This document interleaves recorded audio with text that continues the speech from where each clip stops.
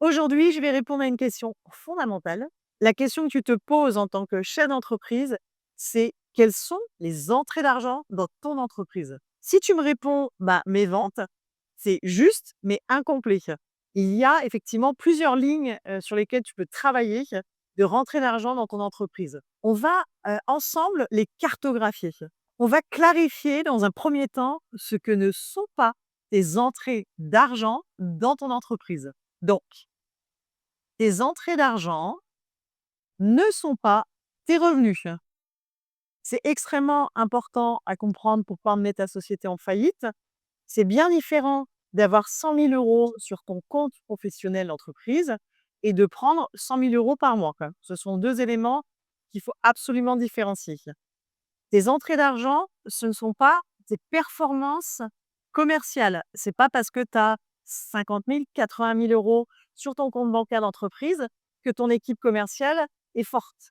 Et enfin, ce que ne sont pas les entrées d'argent, c'est la richesse. Avoir en fin d'année 10 000 € quoi, ou 1 million sur le compte ne veut pas dire que tu es riche ou pauvre. Donc, maintenant, on va répondre à la question que je t'ai posée initialement. Quelles sont les entrées d'argent dans l'entreprise? Il y a 4 grandes familles. En fait, on va voir les grandes familles et les sous-thèmes de ces familles. Le premier, et celui qui te vient en général spontanément en tête, c'est en effet issu de ton activité. Ça veut dire quoi? C'est le chiffre d'affaires que tu vas générer par ton offre première, par ton offre complémentaire, secondaire, selon les termes que tu utilises, offre primaire, secondaire. Ça va être également des abonnements. Il y en a beaucoup dans le digital qui mettent en place des abonnements qui permettent de faire des rentrées mensuelles, par exemple. Ça va être également, si tu as acheté un fonds de commerce, une boulangerie, la vente de petits pains, donc ça va être la vente directe de produits. C'est la même mécanique pour tout ce qui est produit digital. Ça va être la rentrée de royalties. Si par exemple, tu as développé un modèle avec une marque et que tu as valorisé cette dernière, tu auras une remontée de royalties entre différentes structures, hein, toujours liées à ton activité, puisque tu as développé la marque. Donc ça, c'est effectivement le cœur du modèle. C'est vraiment le point fondamental sur lequel on doit déjà fixer une première partie de notre énergie, cœur du modèle. Et ce qui est important, on peut aussi dire l'activité ou la production, c'est que tu génères un certain niveau d'activité parce que tu produis et donc, inhérente à cette activité, il faudra que tu prévois de la charge de production. La deuxième ligne d'entrée d'argent dans une entreprise, c'est ce qu'on peut intituler l'argent financier. Donc, je ne vais pas le générer cet argent directement par le travail, la production de mon équipe ou de moi-même, mais c'est quelque chose qu'on va venir, ce qui va permettre d'abonder. Ça va être par exemple de contracter un prêt bancaire professionnel. Donc, je ne génère pas directement par ma production, mais j'apporte, par exemple, j'ai un besoin de 50 000 € pour continuer à développer mon activité. Ce prêt bancaire va me permettre de le réaliser.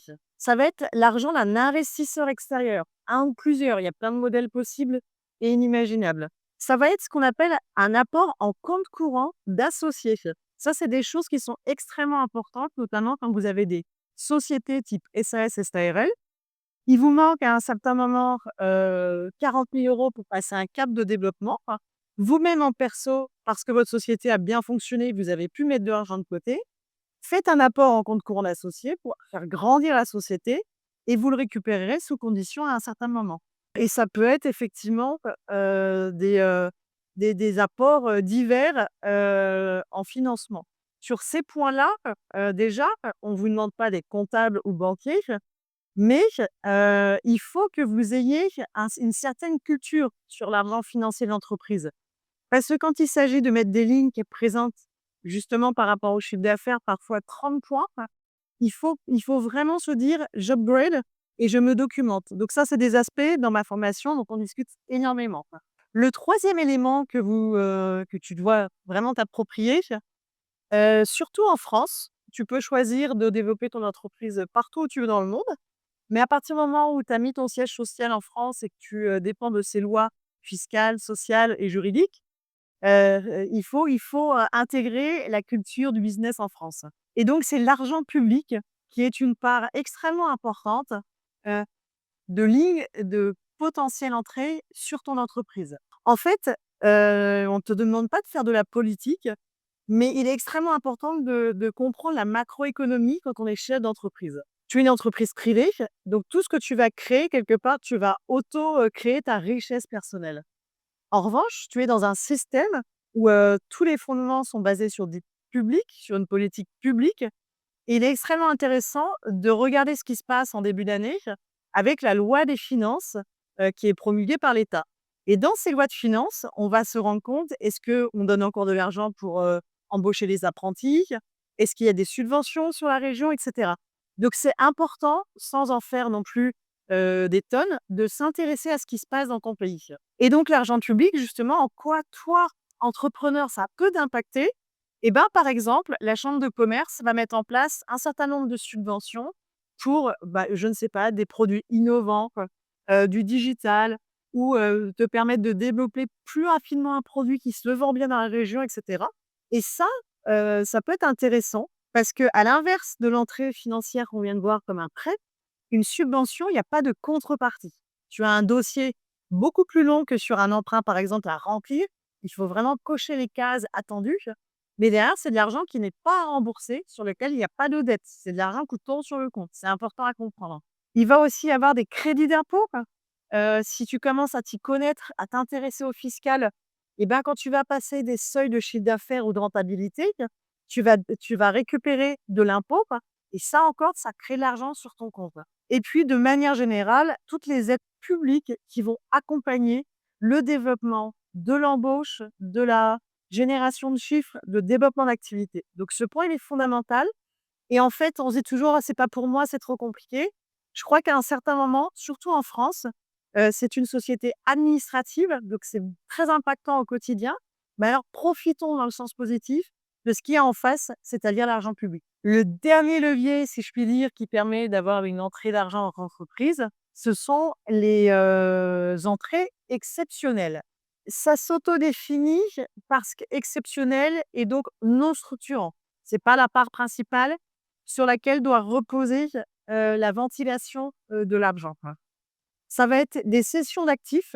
Par exemple, tu as une, voiture de société que tu as achetée ou une camionnette et tu vas le vendre à ce moment-là, donc il y aura une rentrée d'argent sur ton compte bancaire. Ça va être des revenus exceptionnels, de type, je vais pas tous les lister, mais, un remboursement, par exemple, attendu sur, une facture qui a été mal facturée dans tes charges et donc tu vas travailler un mois ou 2 à te battre pour récupérer ces 30 000, 40 000 et donc à un moment donné, ils vont tomber sur ton compte bancaire. Néanmoins, ça ne structure pas l'ensemble de tes entrées globales, mais effectivement, ça permet d'avoir de nouveau de l'argent sur le compte et de payer un certain nombre de charges. Donc c'est le dernier point qui vient agrémenter, la façon dont tu vas réfléchir, piloter ta trésorerie générale et surtout tes entrées d'argent sur le compte bancaire. Maintenant que tu as acquis ces nouvelles connaissances, ce qui est très important, je le dis tout le temps quand on est entrepreneur, c'est d'avoir des prises de décision éclairées. Pour avoir des prises de décision éclairées, il faut avoir un certain niveau de connaissance. Je viens de te livrer les 4 entrées d'argent dans une entreprise. Maintenant, à toi d'en faire une lecture stratégique et ça, c'est un point fondamental dans le pilotage de ta trésorerie.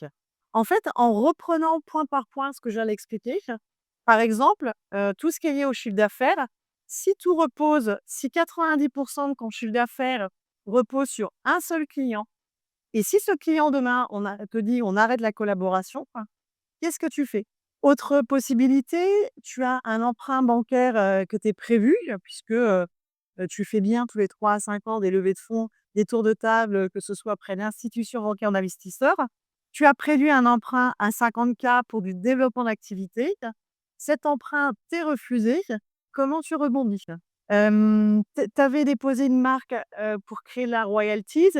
Finalement, en arrivant, chez ton expert juridique, il y a un problème sur le dépôt de marque. Cette marque ne crée pas de royalties. Comment tu rebondis? Et cetera, et cetera. Il faut reprendre tous les points des entrées d'argent, lister chez toi, dans ton entreprise, comment ça se passe et en faire une lecture de façon à ce que tu te dises à la fois: «OK, bah, du coup, moi, mon modèle, c'est 70 de vente, de rentrée d'argent par la vente, 30 par, les emprunts et basta». Ou 60 par la vente, 10 par le revenu d'un rang public et cetera et cetera. Donc c'est très important et une fois que ce modèle, il est à l'équilibre et qu'il te correspond, tu dois le piloter. Si ce type de sujet t'intéresse, que tu crées ou développes ton entreprise, tu te poses des questions sur le financier et le développement, je vais parler bientôt de est-ce qu'on peut être rentable et faire faillite? Quelles sont les charges d'entreprise? Comment tu peux upgrade ton modèle? Comment tu développes? Si tout ça t'intéresse, n'hésite pas à t'abonner à ma chaîne YouTube. Bon courage avec ces éléments financiers et à très bientôt.